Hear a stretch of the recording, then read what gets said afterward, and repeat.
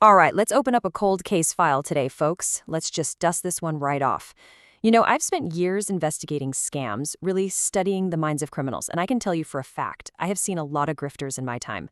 But this guy, this one is an absolute masterpiece of deception. We're going to step back into the gritty, shadowy streets of 1925 Paris to examine, literally, the ultimate confidence game. Welcome to our explainer on the incredible true story of Count Victor Lustig. Now, I mean, it sounds like a bad joke, right? How in the world do you sell 10,000 tons of the most famous wrought iron on the planet when you don't even own a single bolt of it? And not just once, by the way, but twice. The sheer audacity of this guy's crime is exactly what makes this case file so fascinating to me. Because this wasn't some clumsy smash-and-grab robbery. No, this was an elegant, purely psychological hijacking. Okay, let's dive into this.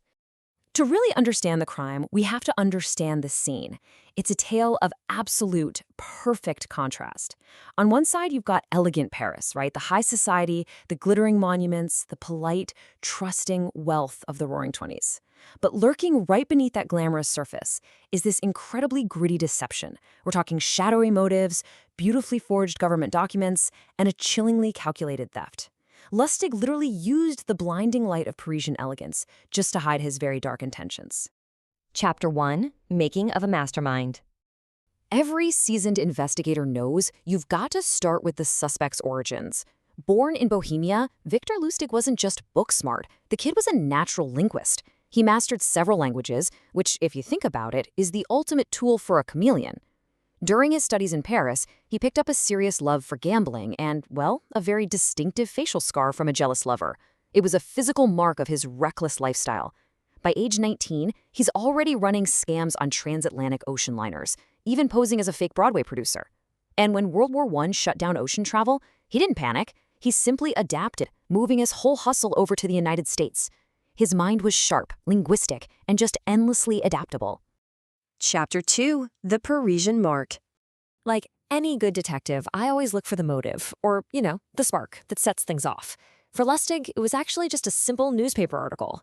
The Eiffel Tower was incredibly expensive to maintain. It was falling into disrepair, and the press hinted that, quote, the public might soon support tearing it down. Now, to you and me, that's just boring civic news. But to Lustig, that was the opening to the ultimate scam. So here is his exact operational playbook. Step 1. Hire a top-tier forger to make some flawless fake government credentials. Step 2. Adopt the persona of the Deputy Director General of the Ministry of Posts and Telegraphs. Now, Step 3 is where the real tension builds. I want you to imagine a smoke-filled room in a luxurious, secretive hotel. He invites a hand-picked group of wealthy, highly suspicious scrap metal dealers to this private meeting. He sells them a story that the city is secretly scrapping the tower and they need absolute discretion to avoid public panic. And Step 4? Oh, this is the masterstroke. He subtly implies he's a corrupt official looking for a bribe. So out of that entire room of highly suspicious dealers, who exactly does he hook? The target was Poisson. Now, Poisson wasn't a stupid man, but he was incredibly ambitious. He was desperate to rise up in Parisian high society. Lustig analyzed that room and identified the one man whose desire for prestige and sheer greed would completely blind him to every single red flag. Actually, Lustig's request for a bribe is what finally convinced Poisson the deal was real, because, well, a corrupt government official was something Poisson could easily understand and trust. 70,000 francs. That was the massive payout Poisson handed over in a literal suitcase for the bribe and the scrap rights to the tower. And then, just like a ghost, Lustig vanished onto a train to Vienna. The brilliant, tragic irony of all of this? Poisson was so deeply humiliated by his own gullibility that he never even reported the crime to the police. Lustig got away completely clean. No way, right? But it's true. Chapter 3: The Ten Commandments. So, it's time for a psychological autopsy of our mastermind. How did he manipulate human nature so flawlessly? Well, it's called the con, short for confidence game. It is a deep psychological manipulation of trust and greed. You see, a true con artist doesn't break into your vault. They convince you to unlock the door and hand them the cash yourself. Lustig actually left behind a twisted little rule book for this exact manipulation. Check these out. Be a patient listener, never look bored, mirror their political and religious views, never pry into personal circumstances, they'll tell you eventually, let your importance be quietly obvious, never be untidy, and never get drunk. Now, these aren't tactics for intimidation, folks. They are rules of feigned integrity. By perfectly mimicking a trustworthy, empathetic professional, he completely disarmed his wealthy victims. He made them feel heard and respected, all while he was picking their pockets. Chapter 4. The Final Gamble. Any cold case detective knows one universal truth. Criminal hubris always grows. They just can't stop. Stateside, Lustig ran two major operations. First up was the Romanian box. This was pure theater. He claimed this fake, mahogany box could literally duplicate currency. He'd preload it with real bills, print a copy over 6 hours just to prove it worked, and then sell the totally useless box for thousands. He even duped a Texas sheriff with this one. But then, things got deadly serious. Partnering with a pharmacist named William Watts and a chemist named Tom Shaw, he launched a massive counterfeiting ring. This wasn't a parlor trick. This was a real operation flooding the U.S. economy with tens of thousands in fake Lustig money. But if you really want to know the true size of this guy's nerve, listen to this. How do you con the most ruthless mobster in America, Al Capone, without ending up at the bottom of the Chicago River?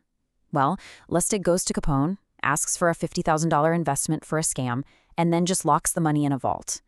2 months later, he goes back, returns the exact 50 grand to Capone, claiming the deal fell through, but he wanted to be honorable. Capone was so utterly shocked by this display of honesty in the criminal underworld that he rewarded Lustig with $5,000. Let that sink in. Lustig walked away with 5 grand for doing absolutely nothing but playing on Capone's psychology. But you know how it goes, the bill always comes due. Here is his gritty downfall. It wasn't some brilliant detective who finally caught him. No, it was a lover's betrayal. In 1935, his mistress, who was absolutely furious over his infidelity, tipped off the feds. They found $51,000 in fake bills stuffed in a subway locker. Crazy enough, he even managed to escape a New York prison on a homemade rope right before his trial. But he was recaptured a few weeks later, he was sentenced to 15 years, and eventually died of pneumonia in Alcatraz in 1947. The end of the line for the Count. Chapter 5. The Modern Playbook. Now, you might be wondering, why does digging into this old history matter today? Because Lustig's dark psychology is actually deeply relevant to modern success. Think about the stark difference in goals here. The con artist wants to feign integrity just long enough to steal your money and flee, but a true professional's goal in today's business world is to genuinely secure loyalty to build lasting trust and a lasting business. And this brilliantly illustrates the fascinating part. The tools they use to achieve these vastly different goals are almost exactly the same. Let's revisit those 10 commandments real quick, but look at them through a legitimate lens. Patient listening isn't a trap. It actually shows true empathy. Respecting privacy builds long-term trust with your clients. Quiet importance proves a strong, self-evident reputation. Tidiness reflects your organizational skills, and sobriety maintains professional respect.